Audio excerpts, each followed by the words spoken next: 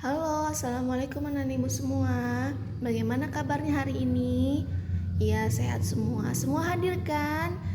Iya, ibu lihat kayaknya semua hadir, nggak ada bangku kosong ini ya. Jadi kita hari ini belajar tentang makanan sehat karena kemarin kita sudah belajar tentang sistem pencernaan.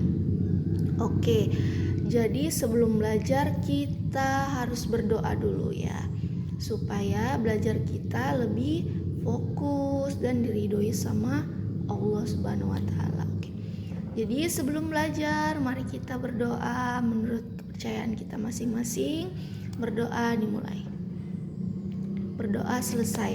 Oke, sebelum kita memulai pelajaran, seperti biasa kita menyanyikan lagu wajib nasional. Ibu mau kita hari ini menyanyikan lagu Garuda Pancasila. Oke, 1, 2, 3. Garuda Pancasila.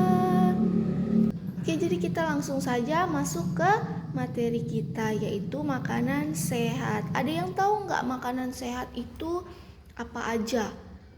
Ya, ada sayuran, ada buah-buahan, ada lauk pauk, ada susu, ada karbohidrat nasi. Ada yang tahu nggak karbohidrat itu selain nasi apa aja?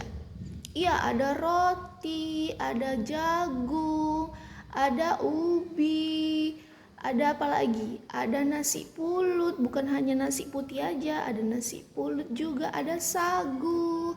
Kalau kalau protein, ada yang tahu nggak protein itu apa aja? Iya, ada daging ayam, daging sapi, ada protein nabati juga. Ada yang tahu nggak protein nabati itu apa aja? Protein nabati itu adalah protein atau bahan makanan yang terbuat dari kacang-kacangan seperti tempe, tahu. Itu adalah protein nabati ya. Terus selain protein ada apa lagi? Ya, ada kalsium. Kalsium itu mencakup apa? Susu, yogurt, keju, itu termasuk dalam kalsium. Jadi kita itu hidup harus membutuhkan 4 sehat dan 5 sempurna. Oke, ada yang mau ditanyakan lagi? Oke, ibu di sini ada contoh atau gambar-gambar dari makanan-makanan sehat itu. Di sini ada olahan susu. Olahan susu itu termasuk yogurt dan keju. Susu UHT yang sering kalian beli di Indomaret itu juga merupakan olahan susu, bukan susu asli ya. Karena kalau susu asli itu yang baru diperas itu langsung kita minum, itu adalah susu asli. Kalau yang sudah diolah seperti yang ada di Indomaret itu namanya susu UHT. Lalu selain susu, ibu juga ada gambar sayur-sayuran. Sayur-sayuran ini mana yang paling kalian gak suka? Ya pasti ibu juga gak suka ini pare, tapi pasti setiap sayur-sayuran mengandung vitamin yang dibutuhkan oleh tubuh. Tapi semua makanan ini harus seimbang, namanya 4 sehat 5 sempurna. Ada juga gambar, ibu lupa bawa, itu dia gambar segitiga piramida makanan sehat. Yang paling atas itu dia adalah makanan-makanan manis dan berlemak tinggi. Kenapa dia diletakkan di paling atas? Karena harus dikonsumsi dengan porsi yang sedikit. Kalau yang paling bawah itu dia adalah air mineral atau air minum, air putih. Itu kita harus minum banyak. Karena kalau tidak minum banyak, kita akan terkena dehidrasi, berkunang-kunang, ginjal kita kering, seperti itu. Jadi minuman yang kalian minum itu kayak pop ice, teh jus itu bukan minuman yang sehat ya. Itu adalah minuman yang bisa merusak tubuh jika dikonsumsi berlebihan. Tapi lebih bagus lagi kalau kita membawa minum ke sekolah. Jadi uang jajannya bisa berkurang, bisa ditabung, tubuh kita juga sehat. Buku. Terus di buku itu ibu ada lihat gambar dia contoh-contoh makanan sehat atau contoh-contoh sayuran. Ibu mau anak-anak ibu mengerjakan itu cuma 2 soal. Ibu tinggal, tapi jangan berisik. Ada 2 contoh soal, bukan contoh ya, itu 2 soal kalian kerjakan. Nanti ibu balik ke sini lagi sudah selesai. Ibu mau mengajar di kelas 6 karena kelas 6 gurunya sedang cuti. Ya, Ibu Sinta lagi cuti, dia lagi cuti melahirkan. Ya, jadi jangan berisik ya. Ibu mau kelasnya tenang, mengerjakannya dengan tekun. Oke? Halo anak kelas 6, selamat pagi. Bagaimana kabarnya? Baik ya. Ini ada yang kosong nih bangkunya. Kemana ini? Kenapa nggak sekolah? Minta salah satu dari kalian mencatat yang tidak hadir ya. Ibu hari ini menggantikan Ibu Sinta yang sedang cuti melahirkan. Jadi untuk beberapa hari ini akan ibu yang mengajar kalian ya. Kemarin kata Ibu Sinta kalian sudah belajar tentang sumber daya alam. Jadi hari ini ibu akan bawakan pembelajaran tentang globalisasi. Tadi sebelum belajar sudah berdoa dulu kan? Sudah mau nyanyikan lagu wajib nasional? Sudah. Jadi kita langsung saja ya buka bukunya. Di situ ada globalisasi. Jadi apa itu globalisasi setelah kalian baca-baca di buku itu? Iya, globalisasi itu adalah proses menyatunya atau proses masuknya batas-batas antar negara di dunia. Jadi, globalisasi itu adalah proses masuknya batas-batas antara negara-negara di dunia. Jadi, antara negara satu dengan yang lainnya itu tanpa batas gitu. Jadi kita bisa berkomunikasi dengan misalnya negara Indonesia berkomunikasi dengan negara Malaysia. Seperti media sosial itu kan kita bisa berkomunikasi dengan orang-orang yang ada di luar negara seperti orang Inggris, orang USA, orang London, orang Australia. Kita itu bisa berkomunikasi dengan mereka melalui sosial media. Jadi globalisasi ini berproses penyebar dari satu negara ke negara lainnya, jadi bisa mendunia ke seluruh dunia.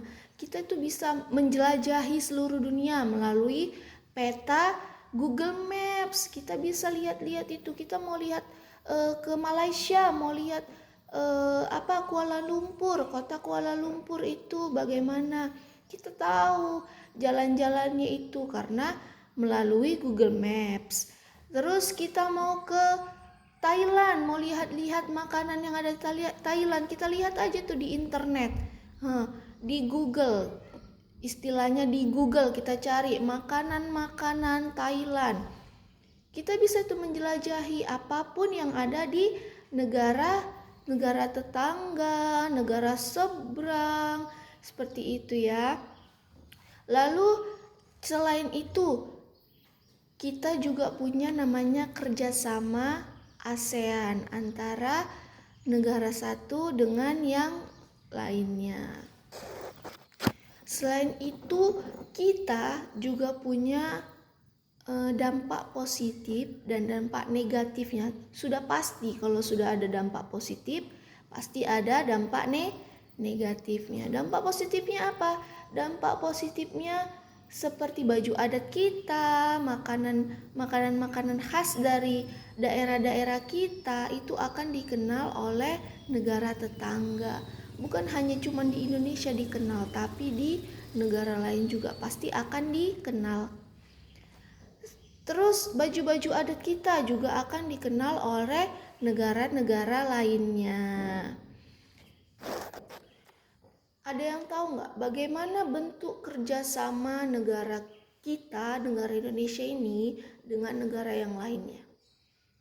Iya, kita bisa mengekspor benda-benda kita ke negara yang lainnya. Seperti apa? Seperti minyak bumi, seperti rempah-rempah, bumbu-bumbu, serai, makanan-makanan seperti bukan makanan, seperti bumbu-bumbu, bunga lawang, buah pala, itu kan kita mengekspor dari negara kita ke negara tetangga. Jadi bukan hanya cuma di negara kita itu ada, di negara lain juga pasti ada. Kita juga mengekspor TKW, itu bukan benda tapi orang. Kita mengekspor pekerja dari negara kita ke negara lain, karena negara lain itu seperti membutuhkan jasa atau seperti membutuhkan pekerja dari luar negeri gitu.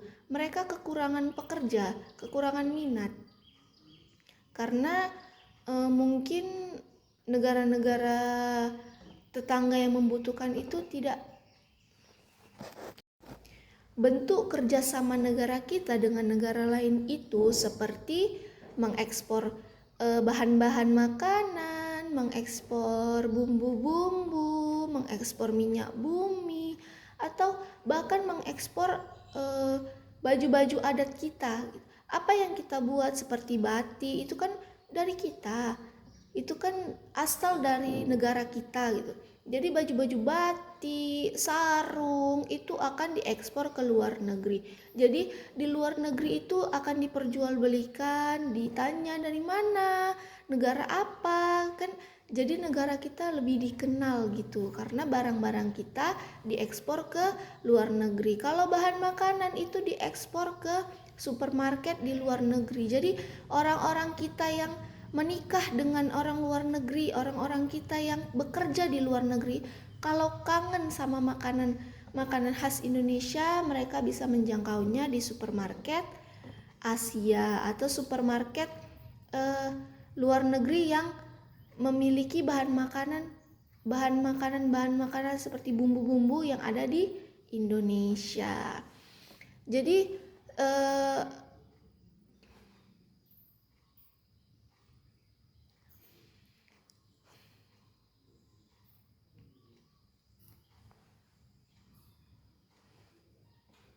bentuk kerjasama antara Indonesia dengan negara lain atau negara-negara ASEAN lah istilahnya ya, itu penting untuk kemanusiaan, untuk perdamaian, untuk terwujudnya wilayah Asia Tenggara atau bebas narkoba. Lalu kerjasama antara kebudayaan dan penerangan ASEAN. Kita juga bisa bekerja sama dalam bidang pariwisata. Bidang pariwisata itu seperti kayak pelancong-pelancong, kayak orang-orang asing yang dari Australia itu ke Bali, dari Australia ke Danau Toba. Itu kan mereka itu kan dikarenakan adanya kerjasama antar pariwisata. Nanti misalnya pariwisata kita seperti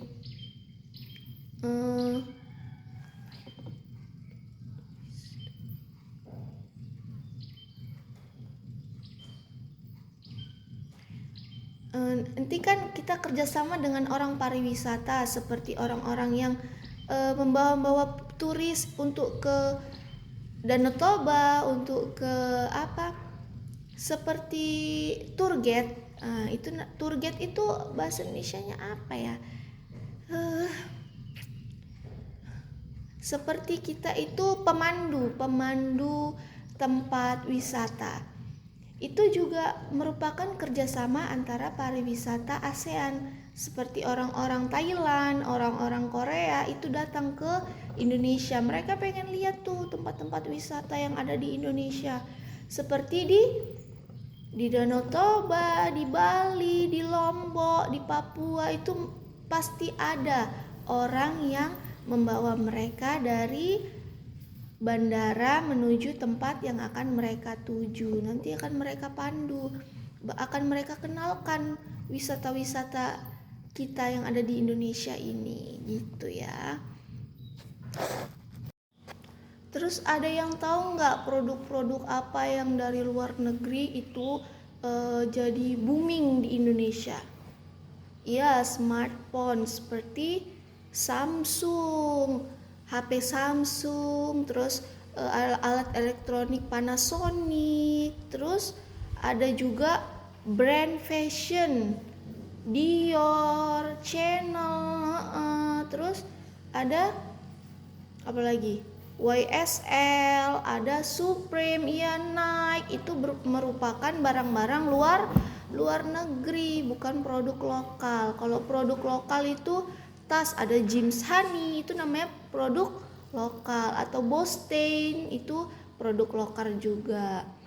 Terus ada juga bidang-bidang. Terus globalisasi itu juga mencakup dalam berbagai bidang, seperti bidang pendidikan. Bidang pendidikan itu apa? Pertukaran pelajar dari negara kita ke negara tetangga. Terus ada juga dalam bidang iptek. Ya, itu bisa menciptakan pesawat, menciptakan model handphone, laptop, seperti itu. Lalu, nah, Ibu mau kalian mencari dampak positif dan dampak negatif.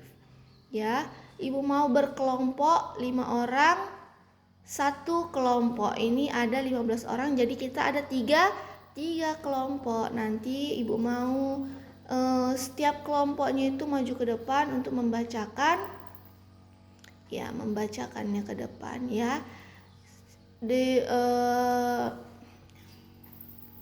Oke, kita mulai dari sekarang. Ibu nanti bakal balik ke sini. Jangan berisik. Ibu mau kerjasama dan diskusi, bukan berisik. Jangan mengganggu teman yang bukan kelompoknya. Oke ya, Ibu mau ke kelas 5 lagi. Nanti Ibu bakal ke sini lagi untuk periksa apakah sudah siap apa belum. Nanti kita bacakan ke depan. Oke, Ibu tinggal dulu ya. Bagaimana kelas 5? Apakah sudah siap? Ya, coba dikumpul. Akan Ibu periksa. Nanti Ibu panggil ya. Oke, ini udah benar semua ini. Ibu mau maju Tanu ke depan untuk membacakan hasilnya. Oke, Tanu dimulai. Ya, benar sekali. Tepuk tangan dulu untuk Tanu. Nah, jadi contoh-contoh makanan sehat itu seperti yang Ibu tunjukkan tadi. Ada makanan yang mengandung 4 sehat, 5 sempurna, sayur, buah, lauk pauk, karbohidrat, dan susu. Jadi makanan yang sudah diolah tapi dia merupakan makanan sehat itu makanan apa? Ya makanan yang kalian makan lah, yang dimasak sama mama kita di rumah. Kalau mau menu diet, makanan sehat, lebih sehat lagi, kita bisa membuat salad yang isinya cuman sayuran dan buah-buahan. Ada juga salad yang memakai protein, tapi cara mengolahnya itu berbeda. Tidak digoreng, tapi dipanggang. Seperti itu, tidak memakai minyak goreng. Gitu ya. Terus tadi sudah Ibu singgung juga kriteria makanan yang sehat itu seperti apa. Ya, makanan yang sehat itu berkriteria tidak berminyak. Karena minyak itu memiliki lemak jahat, lemak jenuh yang bisa bikin kolesterol, bisa bikin kanker juga. Gitu ya.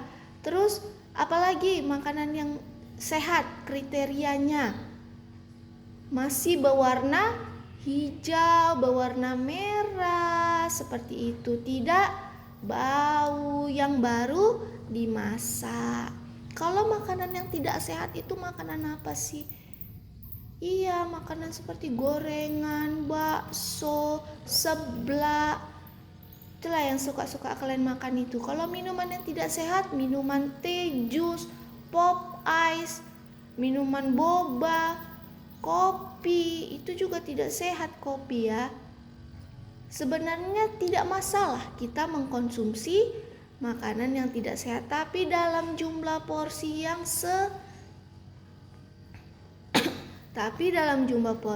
sedikit.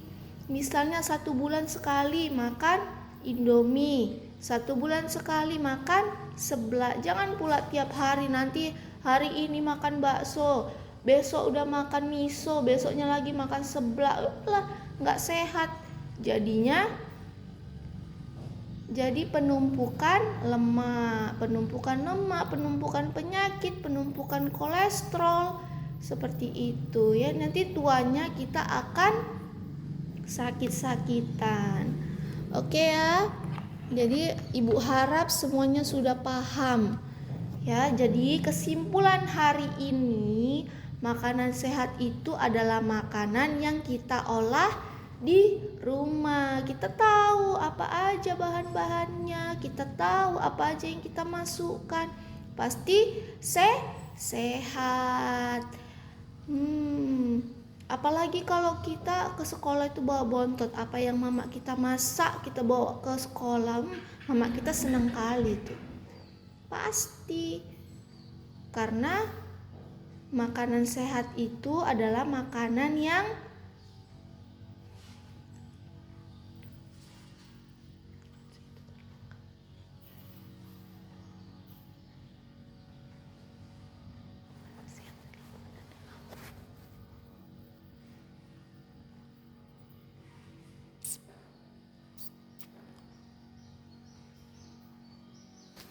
Jadi makanan sehat itu adalah makanan yang menyehatkan tubuh, tidak membuat tubuh sakit.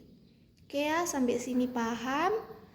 Oke, jadi kita pembelajarannya cukup sampai di sini aja.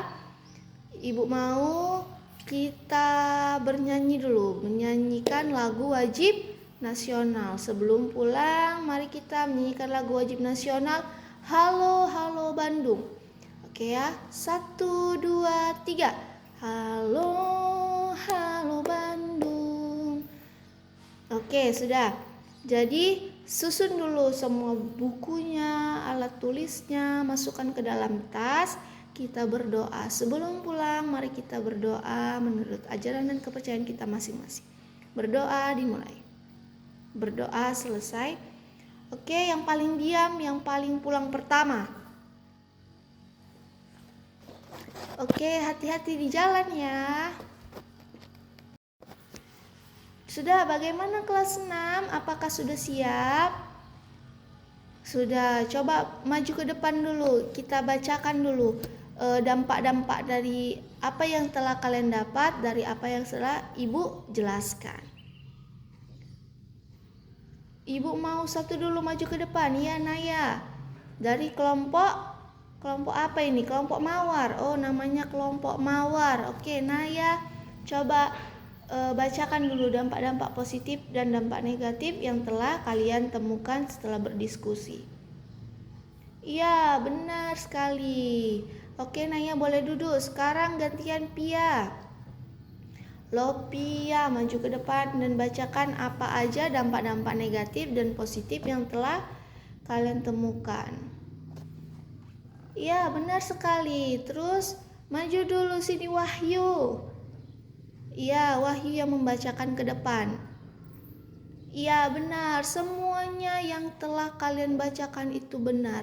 Jadi dampak positif dari globalisasi itu ada banyak sebenarnya, cuman apa yang kalian temukan saja itu sebenarnya sudah cukup.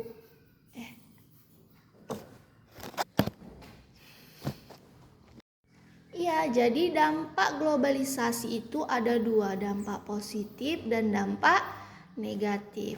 Dampak positifnya apa? Tadi yang seperti udah kalian sebutkan, masyarakat antar negara lebih mudah berinteraksi karena kemajuan teknologi seperti sosial media, seperti kalian main-main TikTok, main-main Instagram. Itu kan kita bisa melihat, kita bisa memfollow atau mengikuti akun mereka, jadi kita tahu budaya-budaya mereka itu seperti apa, kita bisa berinteraksi dengan mereka seperti itu ya, seperti chat-chatan, DM-an dengan orang dari negara yang lain. Lalu dampak positifnya apa lagi? Peningkatan perdagangan internasional seperti yang tadi kita bilang, ekspor dan impor. Tadi ada tadi menuliskan bisa mengekspor makanan dan mengimpor makanan seperti itu. Jadi timbal balik dia, mereka dagang di negara kita, kita berdagang di negara mereka. Untuk seperti yang udah ibu singgung tadi, barang-barang impor dan barang-barang ekspor. Apa aja tuh barang-barang impor dan barang-barang ekspor? Iya, barang-barang seperti pakaian, fashion, makanan, bumbu-bumbu. Itu ke negara mana aja?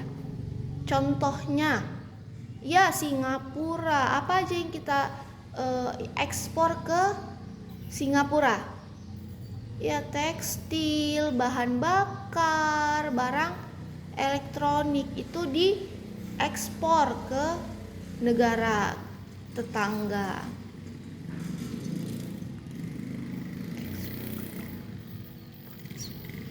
Terus barang-barang impor yang dari Singapura ke negara kita, iya karet, timah, minyak bumi, kayu, itu dari Singapura ke tempat kita atau dari tempat kita ke Singapura itu bertimbal balik. Bisa saja dari kita ke Singapura atau dari Singapura ke tempat kita. Baru dari Malaysia. Kalau Malaysia apa aja? Sawit, karet, timah itu dari Malaysia. Kalau dari kita, kayu, mesin, alat transportasi.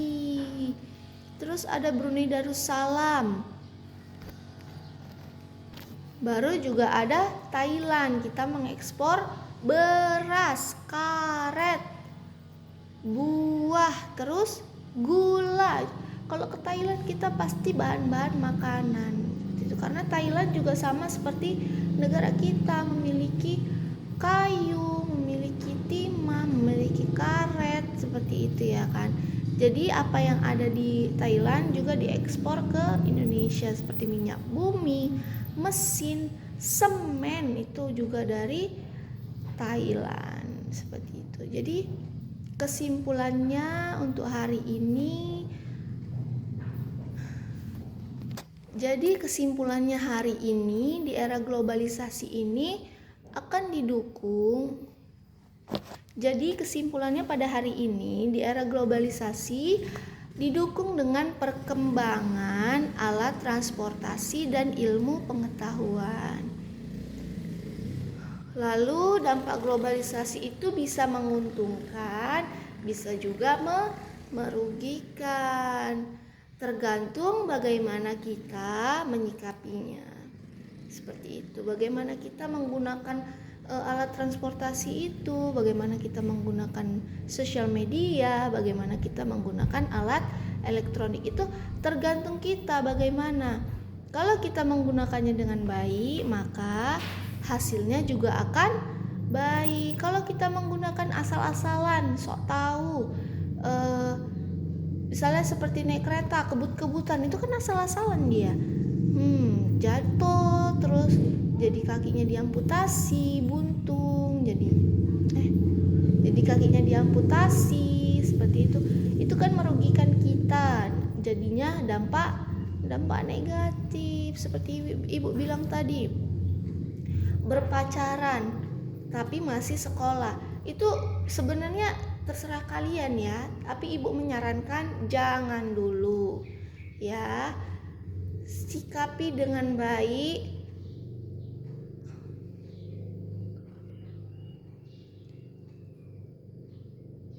Sikapi dengan baik. Kan kita sudah tahu tuh mana yang baik, mana yang buruk. Kan kita sudah besar, sudah kelas 6, pasti sudah tahu mana hal yang baik, mana hal yang buruk, mana yang harus dihindari, mana yang harus tetap dipertahankan.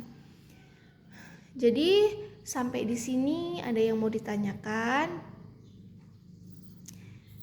Oke, ibu rasa nggak ada ya. Jadi pertemuan kita sampai hari ini sampai di sini saja. Besok kita masuk lagi. Ibu mau sebelum pulang kita berdoa dulu. Oke. Sebelum pulang mari kita berdoa menurut kepercayaan kita masing-masing. Berdoa dimulai. Berdoa selesai. Oke, susun bukunya, rapikan alat tulisnya, kita pulang, hati-hati di jalan. Selamat siang semuanya.